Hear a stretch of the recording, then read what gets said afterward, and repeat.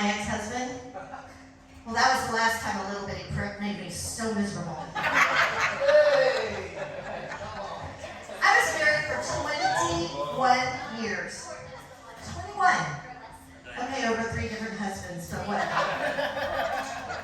My first husband, I call him my starter husband. That marriage didn't even last a whole year. But I was young and he was home.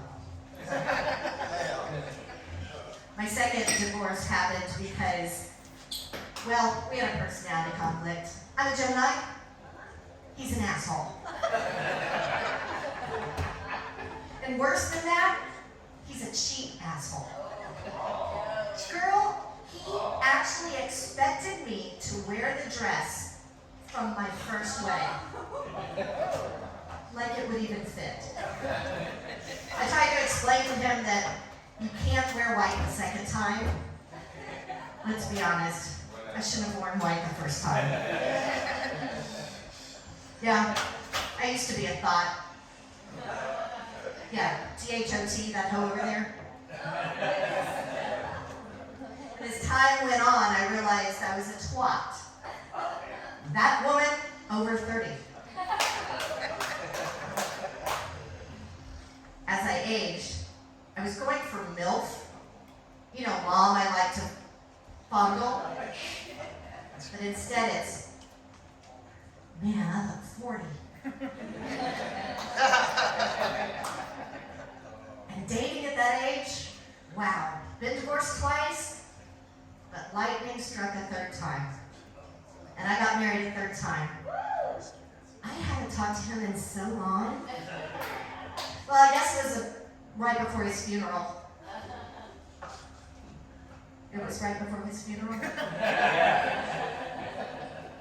So yeah, I'm a widow. And it's okay, because now I have complete control of the TV remote. I've been through all the stages of grief, anger, denial, Xanax, younger men. He was a hoot, guys. I was actually married to an Elvis impersonator. Yeah, he was a lot of fun until he wasn't, but he retired right before he started getting really sick. He had given up Elvising because he was aging and he didn't want to be fat Elvis.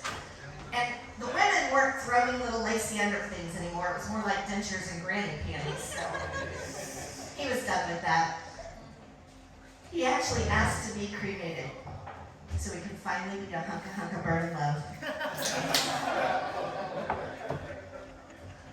He loved to be the center of attention. He would love that I'm talking about him. That boy always had to be in the middle of everything, so I'm having his ashes scattered over Kanye. I do miss talking to him, I really do. We had great conversations, and sometimes I'll just, I'll pick up my phone and just send him a little text. He never answers. I've been completely ghosted. It took a while, and I wasn't ready to go back out into the world. I thought, third time, I'm in my 40s now. I was a lot heavier. I was blonde. And I wore way too much animal print. So I'm on Bumble, and guys would find out that I'm a widow, and they're like, do you have any tigers? Yeah, I couldn't get a date because I looked like Carol Baskin.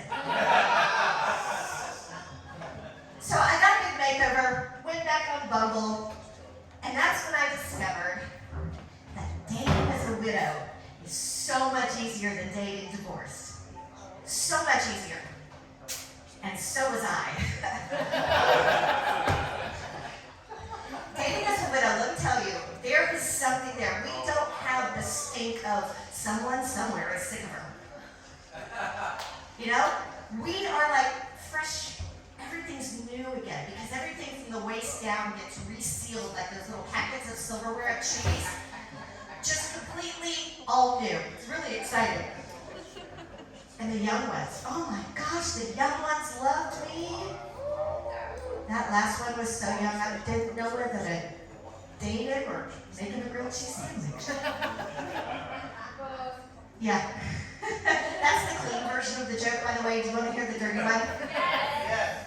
I didn't know whether to fuck him or breastfeed him. Fortunately, he liked both. The old ones liked me. That was fine. But I really wanted to go out with somebody who could still drive at night.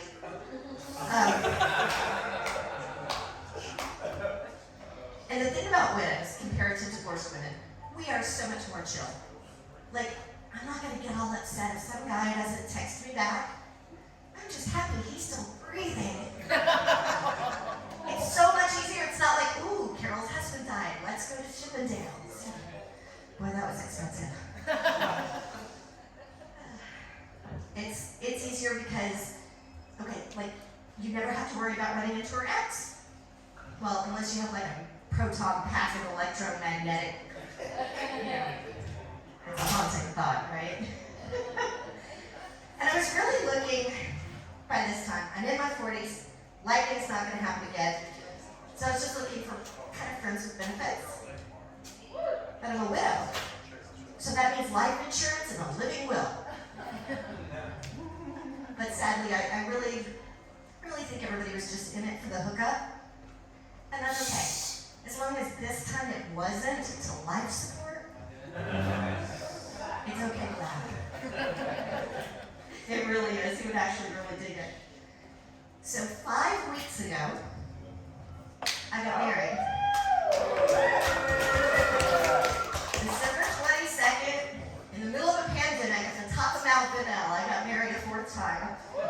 He is Hispanic and Italian, so my family just calls him Quattro. It's weird. It's weird because we actually used to date 18 years ago. Between number 2 and number 3, I actually dated this guy. And it was a tumultuous relationship. We had some growing up to do.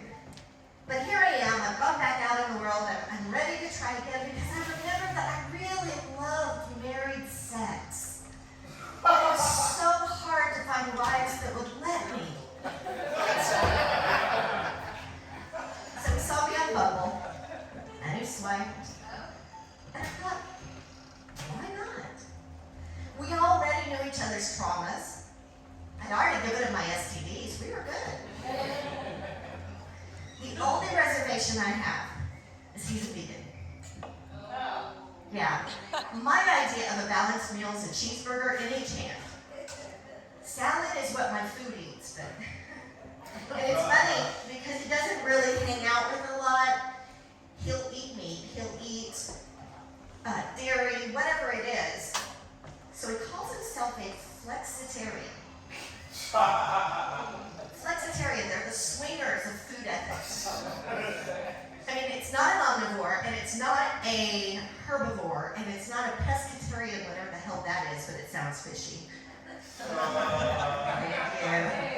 I was looking forward to that one. So I decided to just call him a polyvore. So I think he's poly, and I think his other girlfriends think so too. What it makes me worry about the most, though, is his commitment level. He's not going to commit to being a vegan, right? I am not deleting Bumble yet. Ladies and gentlemen, tomorrow is not promised. Eat the cookie, buy the shoes. Love without limits, and that includes age limits for younger men. My name is Martha.